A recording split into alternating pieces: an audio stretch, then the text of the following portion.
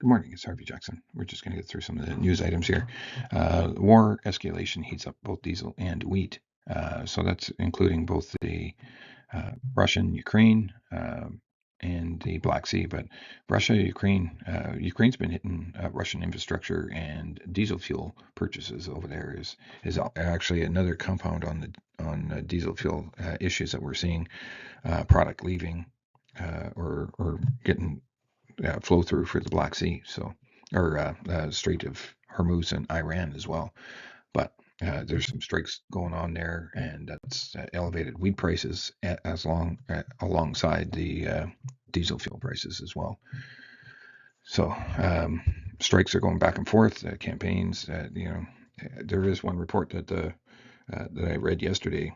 The U.S. is actually, or Iran had said if they're going to hit any of the energy uh, power grid, that they were going to Iran was going to let the Houthis know to shut down the the area by Yemen there as well. So we'll have to see how that all plays out. We'll see if the weekend gives us any good news. You could see that the monthly biomass, so the diesel production is hitting near records, if not making new records now for producing of diesel fuel.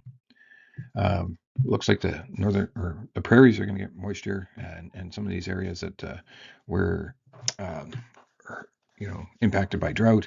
Looks like they are going to get some moisture, but we'll have to see. But it looks like definitely some drought farther south there too. Temperature is going to get abated next week, but the smoke continues, and it seems to be pushing down into that Ontario, Chicago area. So there's a lot of complaints about the Canadian wildfire situation, that's for sure.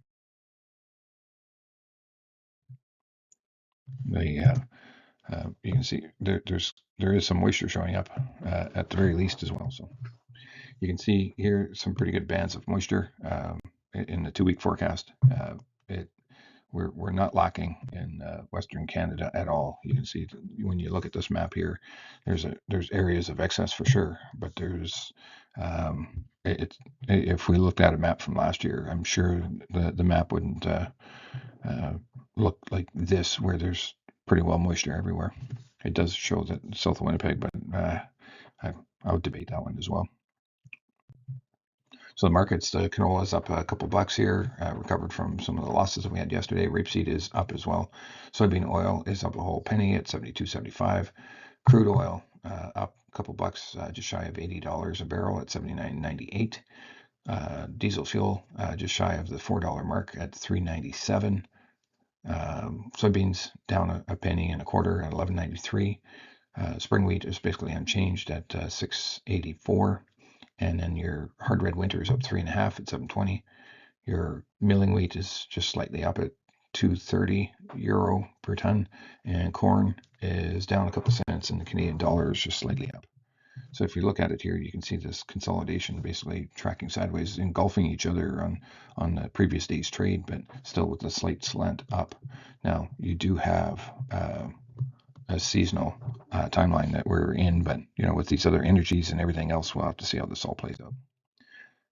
European rapeseed, you're during harvest here, and this is counter normal harvest unless there's something going on there besides the energy crisis that's going on. The other thing that I do want to point out is majority of the oil that's extracted from rapeseed in Europe, it's used for renewable or biodiesel.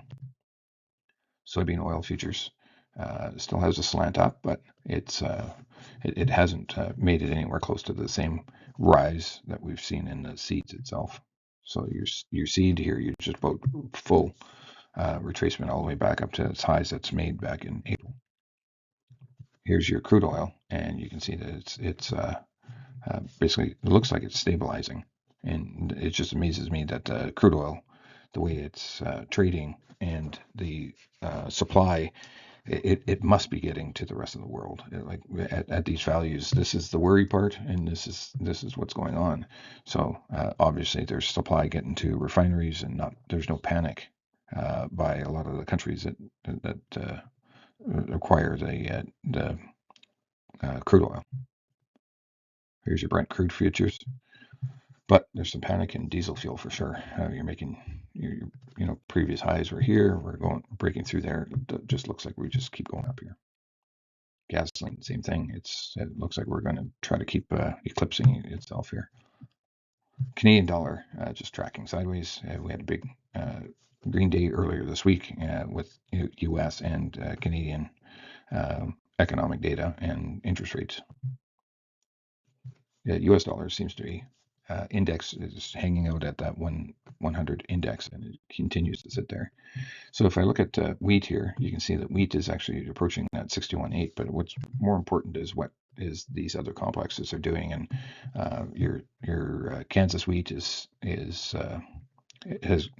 gained like 78.6 retracement to full, and your Chicago wheat is you had a candle there that would tell you that there's something going on. That's maybe it's over, but we'll have to see how it continues to play out here, because it doesn't always come true. But the green day that we've got going on, because of the escalation still continues here, and we see it more in Europe as it's a little bit closer to the Russia-Ukraine conflict.